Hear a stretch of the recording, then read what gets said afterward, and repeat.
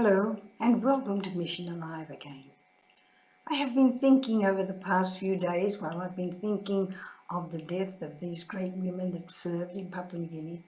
How did we ever get to Papua New Guinea? Of course, it was because that was what Father Chevalier founded us for. He founded us to be a congregation of women who would work beside the missionaries of the Sacred Heart into any mission land that they went to. So, when the missionaries of the Sacred Heart accepted from the Pope the request to go to Papua New Guinea, it was the daughters who went with them. So, in 1884, they left France, 5 young women who had just made their first profession. They were so young, inexperienced, not knowing to what or where they were going. They were in France, a civilized country, one of the best and highest civilizations in Europe at the time, Paris, the great city of the world. And here were these women leaving France forever. They knew they would never come back. In those days, I suppose they wouldn't want to go back in the ships that they had.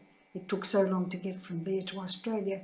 They didn't get to Australia until January the 31st, 1885. When they got to Australia, their idea was to go straight on to Papua New Guinea.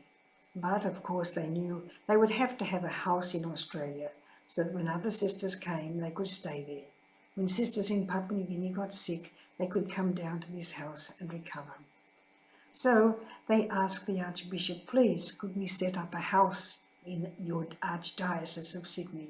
He said, any congregation that sets up a house in my Archdiocese must do something for the Archdiocese.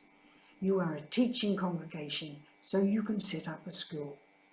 That certainly startled them because it meant that they couldn't go on to Papua New Guinea as they were. Those 5 sisters, Madeleine, Claire, Marie-Paul, Xavier, and who was the third? Marie-Claire, Madeleine, don't forget Madeleine. She was a very bright one, Madeleine.